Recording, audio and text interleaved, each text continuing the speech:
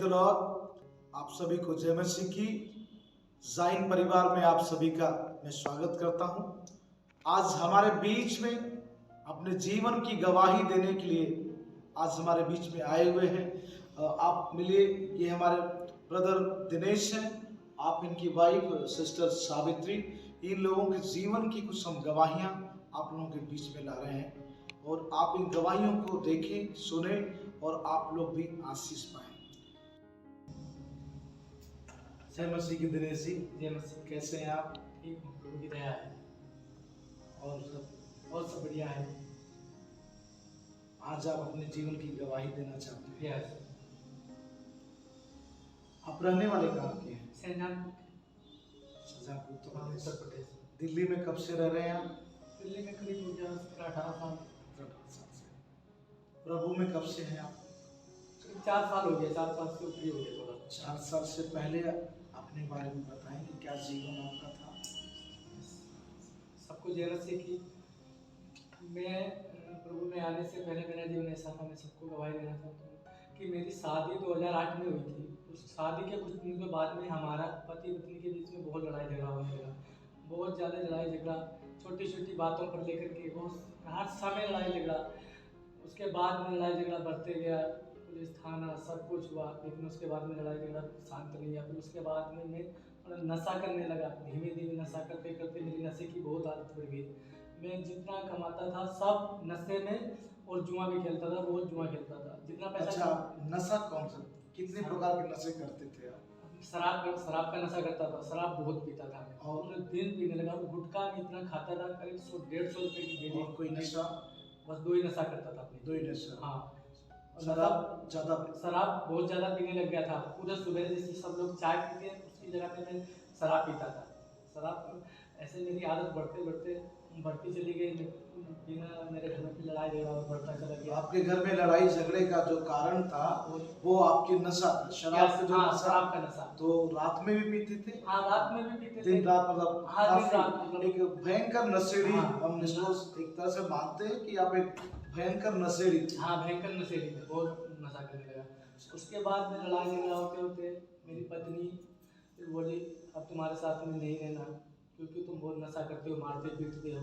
मेरी पत्नी उसके बाद में अपने मायके चली गई। मेरे 2 बच्चे छोटे छोटे, एक बेटी और एक कृष्णा, तो छोड़ के जब चली गई तब 2 बच्चे आपके पास थे? मेरे पास। और ये तीसरा बच्चा ये नहीं था? हाँ। मतलब वो दोनों बच्चों को छोड़कर आपको वो अपने मायके चली गई? हाँ, मम्मी पापा के यहाँ चली गई? हाँ, पापा के यहाँ चली गई।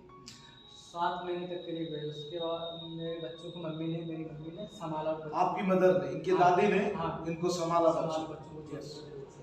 फिर उसके बाद में मेरे ससुराल वाले बोलते थे अगर यहाँ पर आओगे तो मैं अपनी लड़की नहीं भेजूंगा और मैं पीटूंगा, क्योंकि मारते बहुत हो पीटते बहुत हो मेरी बेटी को। तो मैं डर के मैं तो वहाँ पर नहीं गया। उसके बाद में फिर मैं आपको यहाँ रोकना चाहूँगा, मैं सिस्टर से पूछूंगा।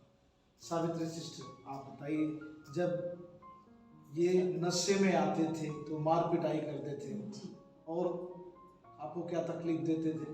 घर में राशन पानी कुछ भी नहीं देते थे, कोई पैसे दाम मांगते थे, खर्चे पानी के लिए देते नहीं थे। नशा दारू पी के फिर घर में मेरे कलेश करते थे, केस वगैरह अपने फेंक देते थे। तो मैं भी काम कहीं पर करती थी तो वहाँ पर जाके मारने लगती थी। जहाँ आप काम करती थी हाँ, वहाँ भी पहुँच कर आपको परेशान करते थे? यस। तो वहाँ पर फिर मैं ऐसे परेशान बहुत ज़्यादा, गली में जहाँ कहीं पकड़ लेते मारते थे, बहुत ज़्यादा मारते थे। फिर मत के दोनों बच्चों को छोड़ दिया, अपने पीहर चले गए। पीहर वाले मेरे बोलते थे यहाँ पर आएंगे तो मार के भगा देंगे अपनी बेटी। मतलब आप कोशिश की, सहते सहते सहने की एक हद हो गई। फिर आप लास्ट में आप इन्हें छोड़कर, बच्चों को छोड़कर अपने मम्मी पापा के यहाँ चले गए। मतलब इतने भयंकर नशेड़ी थे। तो आपने इनको इलाज करने के लिए कुछ किया? उनको बहुत जगह गए, बहुत बाबा के पास गए, जो बताते थे जो करते थे। मैं भी दुष्ट आत्माओं से भी परेशान थी। 7 के लिए जंजीरें मेरे पापा दिखाते थे गद्दियों पे ले जाके। फिर वहाँ पर जंजीरें 7 के लिए लोहे की बहुत ज़्यादा मारते थे मेरे पीठ पर। फिर भी मुझे कोई आराम नहीं, पलीता लेके जल गई, मेरी जीभ तक जल गई थी। फिर भी मुझे कोई आराम नहीं मिलता था। ज़्यादा कहीं गद्दियों पे ज़्यादा जाते थे ना, तो ऐसी दुष्ट आत्मा थी, मुझे आँखों से अंधेरी कर देती थी, फिर मुझे लेटरिन आने लगती थी बिस्तर से, इतनी भयंकर। मतलब दुष्ट आत्मा के कारण आपको मतलब लेटरिन आपको पता भी नहीं चलता था, हाँ। और आँख से दिखाई देना कम हो गया, हाँ। और शरीर में दर्द वगैरह ये बहुत सी मतलब पेन थे, बुरे बुरे ख्याल ये सब आपको आने लगा। बहुत ज़्यादा होने लगे थे। फिर सोचते थे अब हम कहीं पर नहीं जाएंगे, ऐसी ज़िंदगी काटेंगे, अब कहीं भी बाबा के पास नहीं जाना है कहीं। फिर ऐसे झगड़ा करते करते फिर मैं पुलिस थाना सब मेरे अपने पति संग करा, मैंने आपने पुलिस केस कर दिया? पुलिस भी केस करा मैंने। अच्छा। और बहुत ज़्यादा आपस में लड़ाई झगड़े होती थी, मेरे भाई के साथ भी लड़ाई झगड़े की इतनी हुई, सिर भी उनके भाई का फटा, मेरे भाई का सिर फटा। अच्छा, ये लड़ाई ऐसा हो कि दोनों व्यक्ति का, दोनों तरफ से लोगों का सिर भी फट गया? हाँ, इतना भयंकर लड़ा। फिर इसके बाद हाय मेरे पापा बोले दूसरी शादी कर देंगे, अपने घर पर बैठा देंगे। आपकी दूसरी शादी करने के लिए? नहीं, बोले थे मेरे पापा। अच्छा, पापा नहीं कह रहे ला थे। पाएंगे तो अपने उठा के बेटी की शादी कर देंगे, तो इसके पास नहीं भेजेंगे, ऐसे बोल रहे थे। तो मैं अपने पियर पे खाती, मतलब आप इस हिसाब से आपने बहुत दुख उठाया, बहुत दुख उठाया, बहुत आंसू बहाया, बहुत दुख था आपके अंदर। ऐसी जगह तो आपके मन में नहीं होता था कि ये देश बदलेंगे कि नहीं बदलेंगे? मुझे कोई भरोसा नहीं था।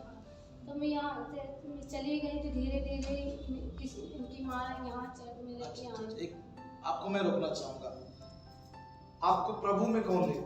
मेरी मम्मी लेकर के आई। अच्छा, आपकी मम्मी प्रभु में लेके आई। हाँ। फिर आप वहाँ गए तो क्या रहा? उससे पहले जब मेरी पत्नी सावित्री छोड़ के चली गई थी बच्चों को, तो मैं नशा बहुत किया।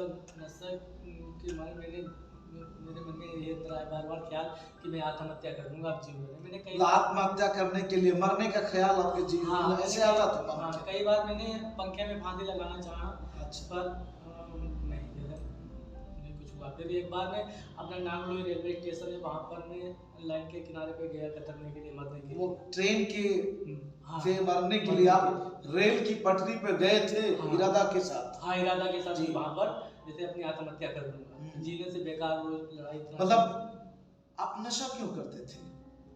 नशा में छोटे पर से मेरी बहुत दिन से पहले से आदत पड़ गई। जैसे नशे की आदत आपकी बचपन से थी? बचपन से नहीं, शादी होने के बाद में। शादी होने के बाद में? मतलब गलत संगति में, जैसे जुआ खेलता था, गलत लोगों के साथ? हाँ, गलत लोगों के साथ में जुआ खेलता था।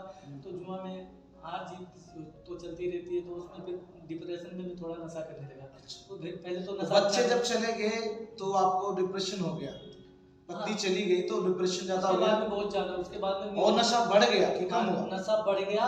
और मुझे कुछ अच्छा नहीं लगता था। मैं एक कहता था मेरी पत्नी चली गई, अब मैं क्या करूँगा जी करके, मेरा जीने का कुछ फायदा नहीं। निराश हो गए? हाँ, निराश, बहुत अंदर से निराश, बहुत दुखी हो गया। मैं कैसे, मैंने कहा इससे बढ़िया आत्महत्या करता। तो मम्मी के साथ आप चर्च में? हाँ, मम्मी के साथ। जब मम्मी मुझे चर्च में, उससे पहले मैंने एक बार अपना यहाँ से चाकू से अपना हाथ भी काट लिया था। ये मैंने कहा बहुत खून बहा था यहाँ से, हाँ, तो काट लिया। तो उसके बाद में मम्मी ने बोला कि बेटा आप मेरे साथ चलो,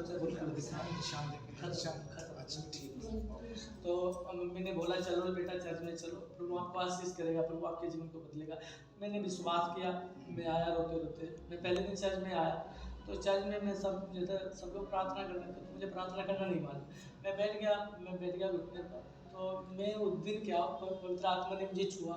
मैं बहुत रोया चर्च के अंदर में, रोते रोते मेरे आंसू निकल रहे थे, बहुत आंसू। और मुझे प्रभु ने छुआ, और फिर उसके बाद में मुझे ज्ञान प्रभु ने दिया। उसके बाद में प्रभु ने, मेरे मन में एक ही बात आ गई कि अब मैं आत्महत्या नहीं करूँगा। प्रभु ने, पवित्र आत्मा ने मुझे छुआ, और चर्च में आने से आपका मन बदल गया, और आपको लगा कि अब मुझे आत्महत्या नहीं करना, अब मुझे जीवन जीना है। मुझे जीवन जीना है, मैं जीऊंगा। तो आपका जीवन में अच्छा होने लगा?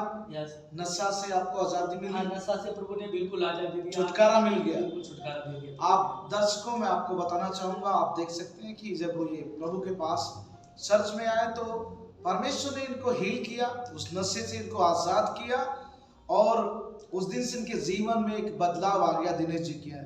और मैं इनकी वाइफ से बात करा, जब दिनेश जी को बदलाव आया तो फिर आप वापिस आई? यस, मैं वापिस आई। आपको अच्छा लगा?